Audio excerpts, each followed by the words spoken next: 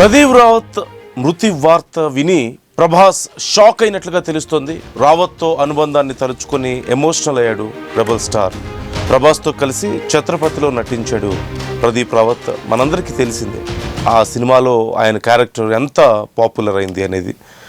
మంచి మిత్రుడిని కోల్పోయానని సన్నిహితుల దగ్గర ప్రభాస్ ఆవేదన వ్యక్తం చేసినట్లుగా తెలుస్తుంది. ప్రదీప్ రావత్ అంత్యక్రియలు ఇప్పటికే పూర్తయ్యాయి. కడచూపు కోసం భారీగా అభిమానులు తరలివచ్చారు. అంతిమయాత్రలో హీరో అమీర్ ఖాన్ కూడా పాల్గొన్నారు. దాదాపుగా 150కి పైగా సినిమాల్లో నటించారు రావత్. రోజుకి 3 లక్షల వరకు రావత్ రెమ్యునరేషన్ ఉండేదంటూ తెలుస్తోంది. రావత్ ఆస్తుల విలువ దాదాపుగా 41 కోట్లు. సై సినిమాతో టాలీవుడ్కి పరిచయం అయ్యాడు రావత్. ఆ సినిమాతో ఎంత పాపులర్ అయ్యాడో మనకు తెలిసిందే. ఆ ఒక్క సినిమాతో భిక్షు యాదవ్ అనే ఒక క్యారెక్టర్తో తెలుగు ఇండస్ట్రీలోనే one of the most popular యాంటాగనిస్ట్గా ముద్ర వేసుకున్నాడు. అంటే ఒక విలన్గా, ఒక మంచి విలన్గా ముద్ర పడింది. అతని పర్సనాలిటీ, అతని డిక్షన్, కొంతవరకు డబ్బింగ్ మీదే అతని వాయిస్ ఉన్నప్పటికీ కూడా చాలా వరకు అతని బాడీ లాంగ్వేజ్తోనే ఎక్కువగా పాపులర్ అయ్యారు.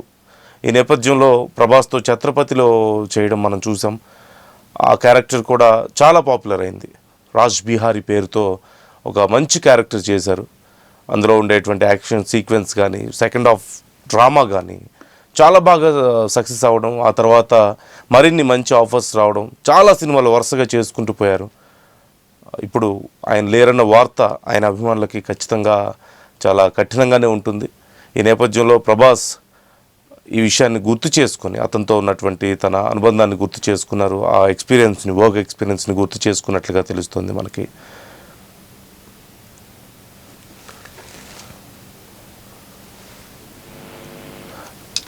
అనీంద్ర జాయిన్ అవుతున్నారు మా ప్రతినిధి. అనీంద్రని అడిగి మరిన్ని డీటెయిల్స్ తెలుసుకుందాం. అనీంద్ర డీటెయిల్స్ ఏంటి అంశానికి సంబంధించి? ఇప్పటికే ప్రభాస్ ప్రదీప్ రావత్ని తలుచుకున్నట్లుగా తెలుస్తోంది, గుర్తు చేసుకున్నట్లుగా. అండ్ చాలామంది ప్రముఖులతో పనిచేశారు కదా, టాలీవుడ్ ఇండస్ట్రీలో రెస్పాన్స్ ఎలా ఉంది?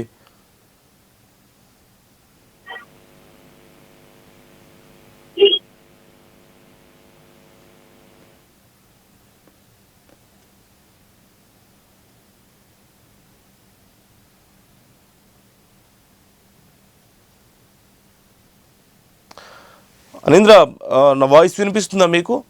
ప్రదీప్ రావత్ గురించి టాలీవుడ్ ఇండస్ట్రీ చాలామంది ప్రముఖులు మాట్లాడుకుంటున్నట్లుగా తెలుస్తోంది. ప్రభాస్ కూడా ఆయనతో ఉన్న తన మెమరీస్ని గుర్తు చేసుకున్నారంటూ తెలుస్తోంది. ఓవరాల్ డీటెయిల్స్ ఎలా ఉన్నాయి? టాలీవుడ్లో ఆయన గురించి ఎలాంటి మెమరీస్ ఉన్నాయి? ఎవరెవరు రెస్పాండ్ అయ్యారు? డీటెయిల్స్ ఏమైనా తెలుస్తున్నాయి మనకి?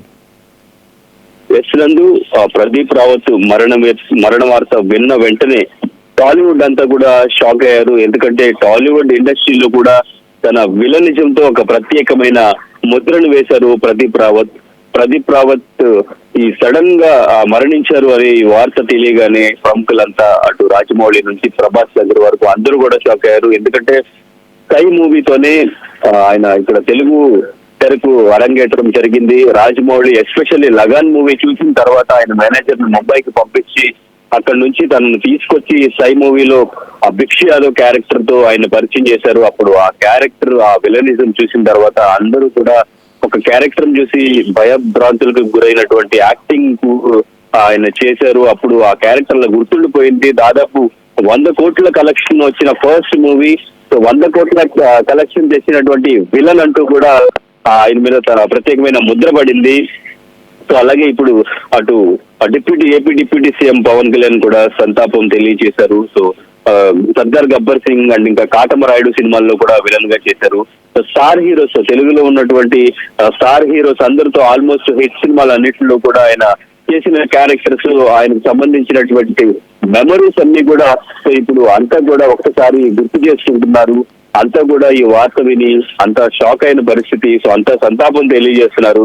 సో ప్రస్తుతానికి కార్యక్రమాలకు సంబంధించి ప్రదీప్ రావత్ కార్యక్రమాలన్నీ కూడా ముంబైలోని ఆయన ఇంటి దగ్గరే ఆయన పార్థివ దేహాన్ని నిన్న నుంచి ఈ రోజు ఈవినింగ్ వరకు కూడా పార్థివ దేహాన్ని ఉంచారు. సో అమీర్ ఖాన్ ఆయన లాస్ట్ ఫైట్స్ లో కూడా పాల్గొన్నారు. ఎందుకంటే లగాన్ లో చేసినటువంటి ఆ క్యారెక్టర్ కూడా మంచి క్యారెక్టర్, గుర్తుండిపోయే క్యారెక్టర్. తర్వాత గజనీలో చేసిన క్యారెక్టర్ కానీ సో ప్రతి క్యారెక్టర్ ఆ క్యారెక్టర్ చేసి ఆ క్యారెక్టర్ తప్ప ఇంకా ప్రదీప్ రావత్ కనిపించకుండా విలనిజం చేయడం అనేది ఆయన ప్రత్యేకత.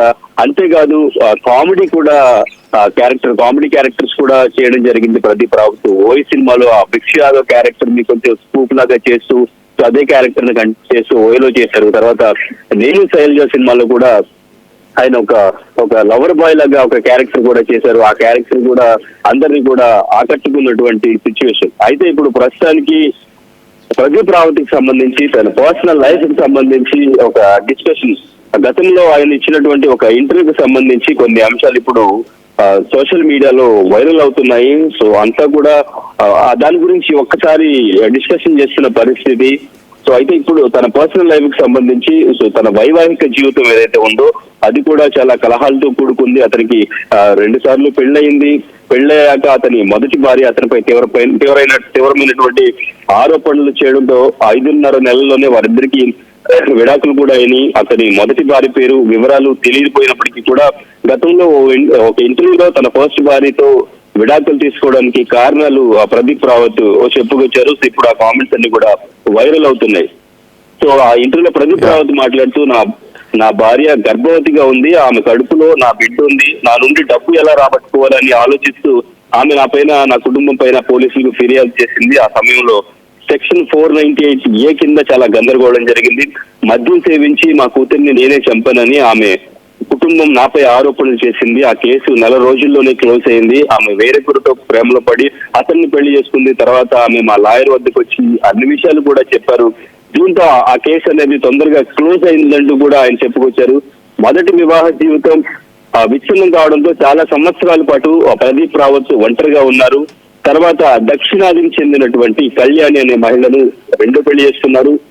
వీరిద్దరూ చిరంజీవి నటించినటువంటి స్టాలిన్ సినిమా సెట్ లో కలుసుకున్నారు. ఒకరోజు కళ్యాణి కారు పాడైపోయినప్పుడు ఆమె మేనేజర్ ప్రదీప్ ను తన కారులో ఒక నటిని పంపగలరని అడిగారు. అప్పుడు ప్రదీప్ అంగీకరించారు. అప్పుడు ఆ నటి కళ్యాణి వారి ఫోన్ నంబర్లు మార్చుకోవడం జరిగింది. కొన్ని నెలలు డేటింగ్ చేసిన తర్వాత 2006 లో వారు వివాహం చేసుకున్నారు. వీరికి విక్రమాదిత్య అనే కుమారుడు ఉన్నాడు. 18 years విక్రమాదిత్యకి.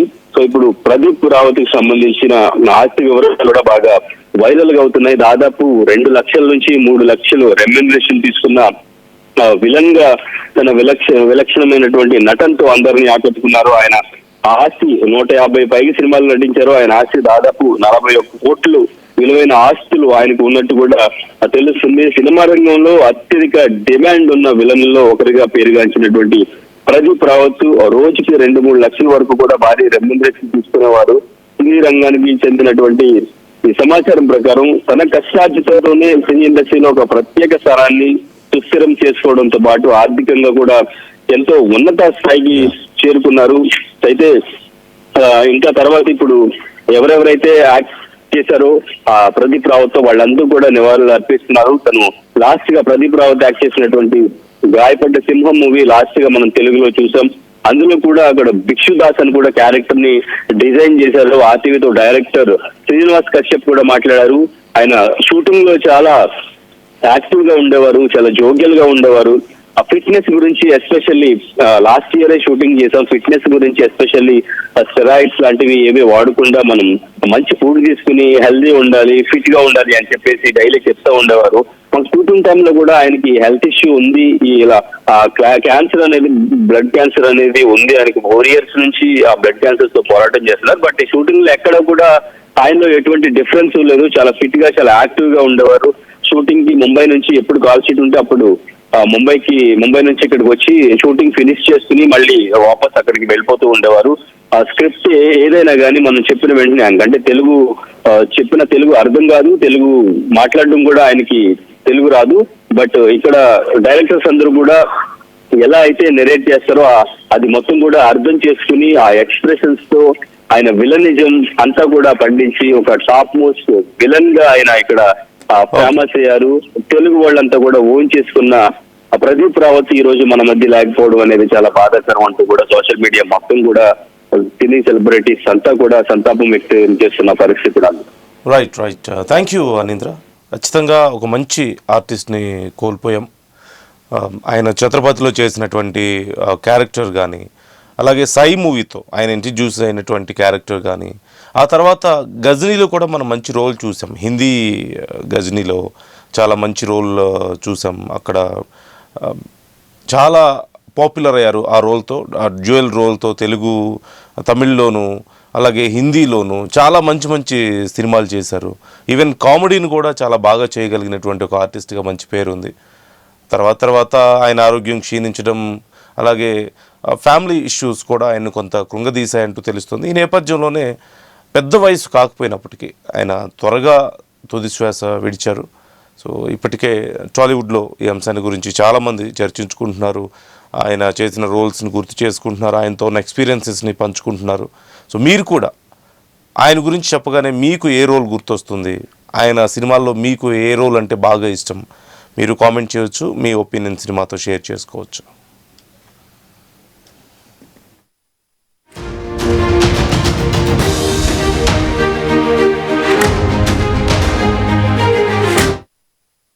ఏం కొన్నావురా? అమ్మకి 10, అత్తమ్మకి 6, అమ్మమ్మకి 4 కేజీలు చీరలు మావా. అబ్బో, ఇక్కడ కేజీ చీరలు కొంటే అర కేజీ చీరలు ఫ్రీ అంట. Churidar, men's wear, kids wear 1+1, 2+1 మస్తు ఆఫర్లు ఉన్నాయి. మరి ఇంకా మాంగళ్య ఆషాఢం కేజీ సేల్ అంటే తెలుసు కదా. మాంగళ్య షాపింగ్ మాల్ కేజీల్లో సేల్, టన్నుల్లో ఆనందం.